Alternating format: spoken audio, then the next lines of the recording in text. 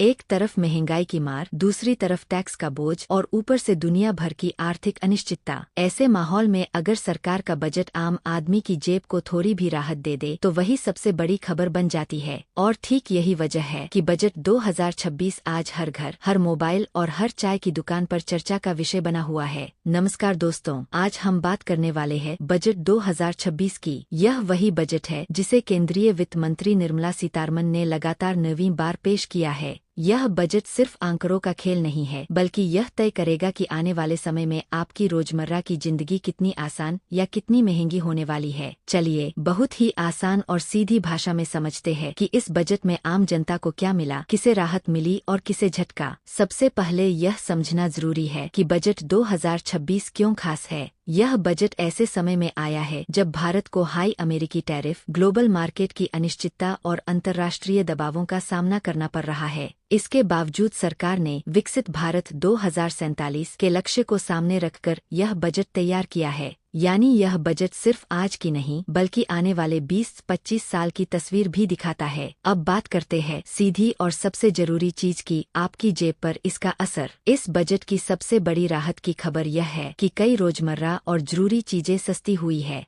खासकर वो चीजें जिनका इस्तेमाल आम लोग या मध्यम वर्ग रोज करता है। उदाहरण के तौर पर चमड़े का सामान और कपड़ा, लेदर, जूते, सिंथेटिक फुटवियर और कपड़ों के निर्यात को सस्ता किया गया है। इसका मतलब यह है कि आने वाले समय में इन चीजों की कीमतें कम हो सकती है और साथ ही भारत का एक्सपोर्ट भी बढ़ेगा, जिससे रोजगार के नए मौके बनेंगे। इतना ही नहीं, माइक्रोवेव ओवन जैसे घरेलू उपकरण भी सस्ते हुए हैं। आज के समय में माइक्रोवेव सिर्फ लग्जरी नहीं रहा बल्कि एक जरूरत बन चुका है, खासकर शहरी और कामकाजी परिवारों के लिए। अब इसकी कीमत कम होने से ज्यादा लोग इसे खरीद पाएंगे। स्वास्थ्य के क्षेत्र में भी बजट 2026 ने बड़ी राहत दी है। कैंसर की 17 दवाओं को सस्ता किया गया है, साथ ही शुगर यानी डायबिटीज की दवाओं पर भी बोझ कम हुआ है। सोचिए, जिन परिवारों में कोई गंभीर बीमारी से जूझ रहा है, उनके लिए यह फैसला कितनी बड़ी राहत लेकर आएगा। यह सिर्फ आर्थिक नहीं बल्कि भावनात्मक राहत भी है। ग्रीन एनर्जी और भविष्य की टेक्नोलॉजी पर भी सरकार ने ध्यान दिया है। Solar glass, EV battery, biogas, mixed CNG और मिक्स्ड गैस सीएनजी जैसी चीजें सस्ती हुई है। इसका सीधा मतलब है कि सरकार साफ ऊर्जा और पर्यावरण के प्रति गंभीर है। आने वाले समय में इलेक्ट्रिक वाहन और सोलर एनर्जी आम आदमी की पहुंच में और ज्यादा होंगे। यात्रा करने वालों के लिए भी अच्छी खबर है।